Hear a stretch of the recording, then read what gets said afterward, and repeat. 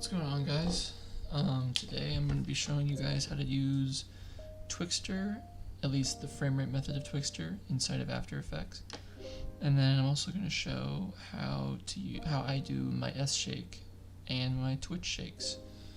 So yeah, I made just a little quick composition of 3 clips. These are all pretty good clips to use for Twixtor, so I was like, okay, these are going to be perfect to show. So the first thing you need to know when you do frame rate method is you just basically have to pay attention to the frame rate.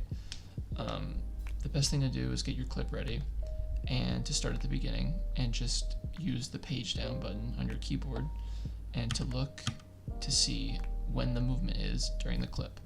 So you basically want to count between each move.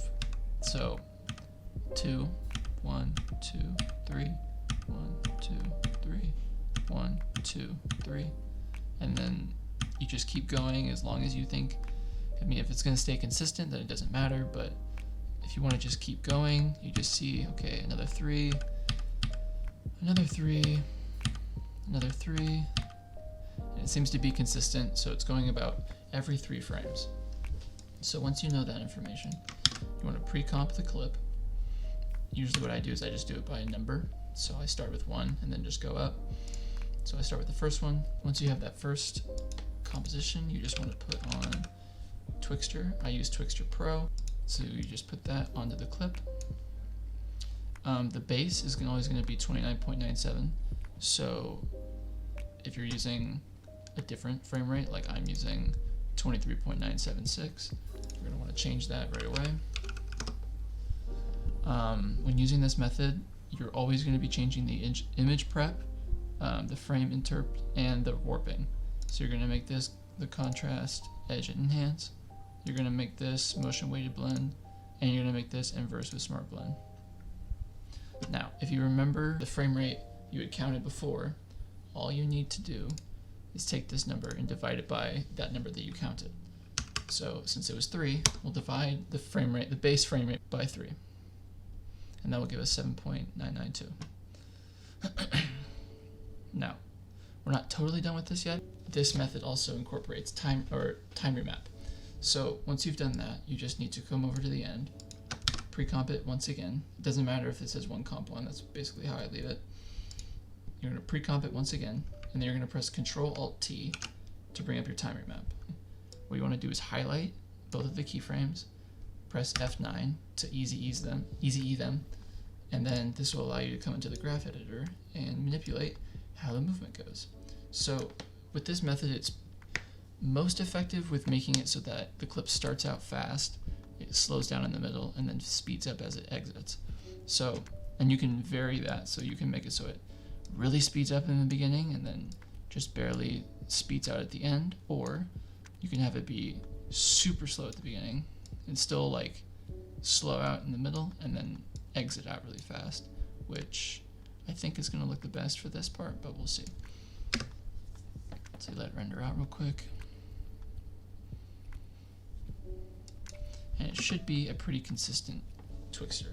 Now, this is not a warpless method. Warps are very common sometimes with this method. It's just all about scene selection. Demon Slayer is a pretty well animated anime, so there's not, if you pick the right scenes, there can be little to no warp, but you can see a little warp right here and around Nezuko's hair.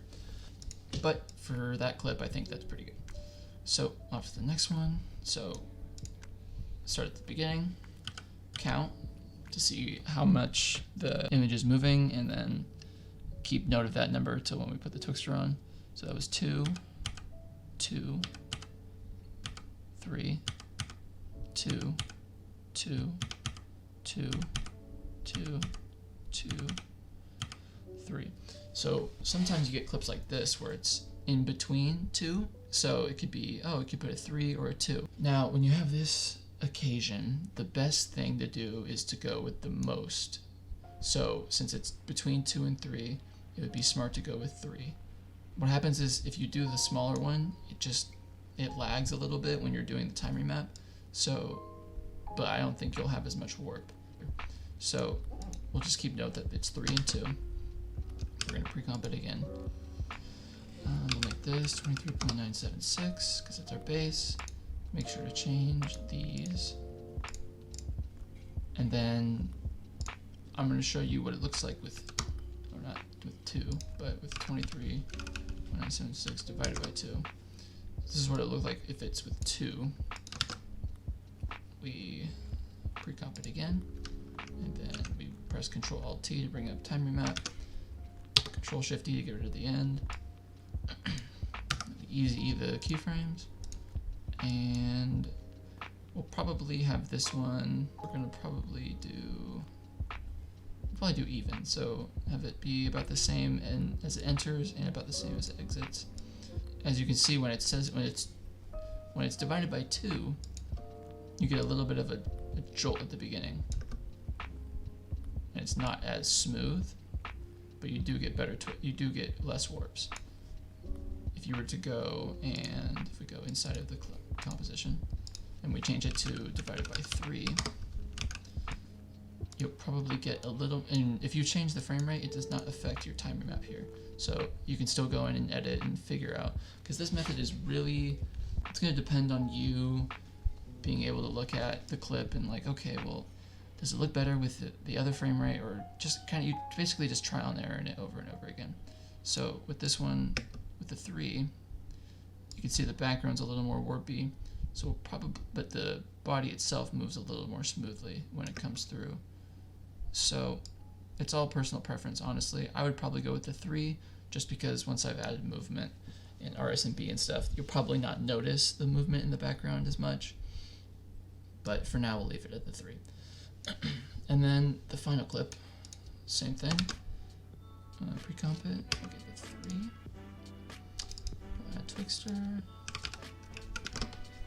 Change it to the base. Always change these to these ones. This is just the best method with this Twixtor.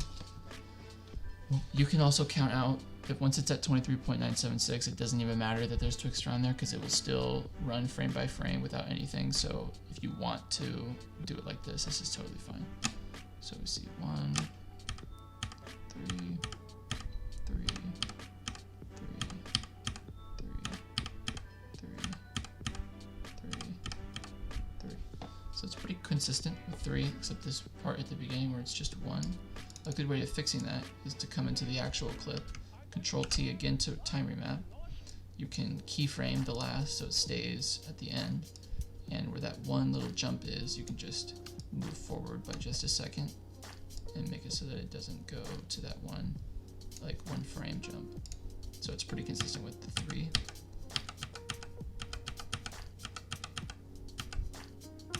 Except now it's going to take 4 on one of the movements. So we'll see how it goes with dividing by 3, but we might have to divide by 4, but we'll see. Dividing by 4 is a really good threshold. That's pretty, if the clip is changing every 4, it's probably a really good Twixtor clip. So we'll divide by 3, and then we're going to pre-comp again, and then time remap so we can bring up the keyframes. Then we're going to manipulate. So with this one, since he's kind of splitting out blood at this, and it's a little warpy at the beginning, a good way sometimes to get rid of warp is to increase the speed at the beginning so it kind of bypasses it. So if we speed it at the beginning and then make the end a little shorter than the beginning. So if you can't tell, it's very minute, but you can see a little tiny right here. It stops altogether. This is because the frame rates don't completely match up, because it is changing every 4 frames on that one section. So the way to fix that is to just increase it by the single one that it needs to be. So you just make it 23.976 divided by 4. That may add a tad bit of warp, but it will make it so that it's ultimately faster and not stopping at all during the thing.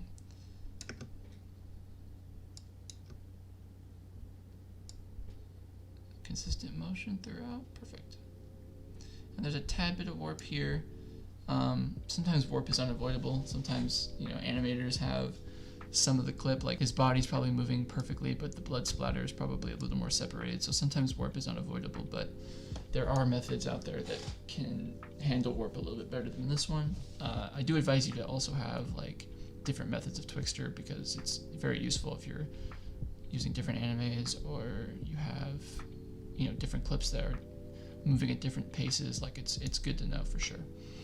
So that's probably all there is to the Twixtor. I know we'll have it with the RSMB on this composition. I don't think you should ever have your RSMB higher than 0.5. If you do, it just kind of like, it blurs out a lot of movements, and it can be not the best. But you can see with the RSMB, it doesn't look as bad. The warps look pretty minute, and the background doesn't look too bad. Obviously, this will look better if you have movement going on, or some type of position change, or whatever, but I felt that these were good for just a base for Twixtoring. And then the next part I wanted to show you guys was my shakes. So I basically use two types of shakes. I use S-Shake and Twitch. S-Shake you get from Sapphire, Twitch you get from Video Copilot, I think. Let me make sure about that. Twitch, yeah. So you get those from those. Both are pretty good. You can just manipulate them how you want. Shake is probably a lot more customizable than Twitch, but Shake can be a little more confusing, especially to new editors. But usually when I do Shake, I will count out an adjustment layer about 15 frames, or 16, or 15. I just think it's, when I've used it, it's the best at 15, and when I do Twitch, I usually do about 7. When I do my shakes, I will start off with keyframing the amplitude. This is the only thing you're gonna have to keyframe during the S-Shake stuff. I start it out at 9, and then I go to the end and I make it 0. I will also change the frequency to 6. I will enable motion blur, and the motion blur length can vary from like 1 to 1.5. So I think for this one I'll probably do like 1.25. Because we don't want a ton of RSMB, but I know it looks chaotic right now, but you'll see. And then you come down to your X, Y, Z and tilt shake. This is kind of the most customizable part about this. If you want really vertical shakes, you probably just take away all of your X amplitude. You really just need to worry about your amplitudes at the top. You don't need to worry about the wave frequency or the wave amplitude or whatever. But we'll do an overall shake. So we're gonna make this 75. We're gonna make this 40. Z shake you don't want to put as large as these values, so I wouldn't go past like 15. So I'm gonna do like probably 9. And tilt shake is just, this can vary. If you want it to tilt at all, it's just gonna kind of twist in a warping like way, but I want a little bit, so I'll probably leave it at like, 5's probably fine. But that's probably all you need to do for those. And then press U to bring up like all the keyframes inside the layer that you're editing. And highlight those keyframes, press F9 to easy them. And then with how long this adjustment layer is, you're gonna want to make this graph pretty tight. And if you want it to be longer, then you can make it so it's just a little bit less tight, but you don't want to make it too big. You definitely don't want it to be like this big. This will be a really long shake, unless this is what you were going for. But I usually put mine about there. Also, if you press Shift while you're using this bottom one, it will keep it on the 0 line. But if you don't, it's going to be all wild. So pressing Shift is going to keep it on that 0 line. So I'm going to put it about there, and we'll see what it looks like. Now, it doesn't look the best, but the good thing about this is if you mess with the seed, you press Control, you can, because if you don't press Control while you're moving this, it's gonna go up by a lot more. So if you press Control, it'll go up by smaller values. So you basically just want to look for a part where it looks like it's doing a good, you kind of just trial and error it. So that one, don't love that one, but that's a variation you could do. There's that one. Or if we want, we can make it so it lasts a little bit longer. So we bring this one just a tad bit up, extend that out. And we can do that one. See, it lasts just a tad bit longer.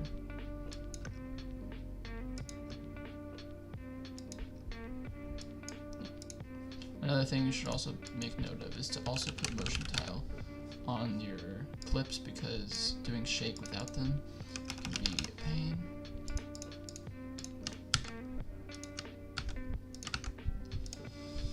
Okay, so that's probably fine for this one. I probably wouldn't use this as shake for this clip, but this isn't a bad one to start with. But that's still good movement. That's consistent movement, and it fades out fine. So but now we'll move on to the twitch shake, which I've been doing for a little bit longer than the S shake. This one can vary a lot too. The way I always start them is by keyframing the amount at 130 at the beginning, and then going to 0 at the end, and then I always change the speed to 100. And to do a shake, you're going to enable slide, and then you'll go to operator controls and go down here to slide. Easy these keyframes. So first you want to probably get the graph down before you start messing with the slide itself. So a good twitch graph looks about here. It's a really quick shake, so it's not usually too long. But now, if you want all vertical shakes, what you can do is you can mess with the slide spread. So you bring this to 0, and if you want it to be straight up and down, you can just do it like that. And that will create a. And if you want to make this longer, you can. You don't have to keep it at 7. Making it longer will make it maybe a little bit smoother at the beginning. That's like a vertical. I've done these for a while, but this is like a vertical twitch shake. Or if you want to do like a side to side one, you would just change the slide direction to 90 degrees, or I think a negative 90 would work too. Yeah, negative 90 would work too. So 90 degrees changes it so it's going to the side.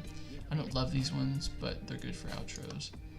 And if you're not, if you're not happy with whatever this first one is, you just have to change the unique slide seed right here and just change it by. Yeah, the slide when you're doing side to side ones, it can be a lot longer. But if you were to do an up and down one, it's probably not as violent. I think up and down looks a lot better than side to side, but. And yeah, we'll just put that. We'll put that at the end to bring it back a few. Bring this down. And it's smart also if you're adding, shakes over and over again. Don't keep the same shake throughout the entire thing. Definitely, even though I have twitch shake here and here, I would go here and change the unique slide seed to be something different, so it's just not the same shake over and over again. Just smart things to keep note of. So yeah, and then we'll go back here, see what it looks like with some RSMB. RSMB saves my life, definitely. I highly recommend you guys get it. But yeah, it looks pretty good, I think. So that's basically how I do my Twixtor and shakes. Obviously there are other Twixtor methods out there. I highly recommend you go find them if you can. Having multiple Twixtor methods is really valuable. And there's tons of ways to do different shakes, and there's obviously a lot more ways to do twitch shakes as well. But definitely, fiddle with them and try to make your own. It's the best thing, I think, when it comes to editing, is taking somebody else's and kind of making it your own. But yeah, I think that's gonna be it. So thank you guys for watching, and I will see you guys next time.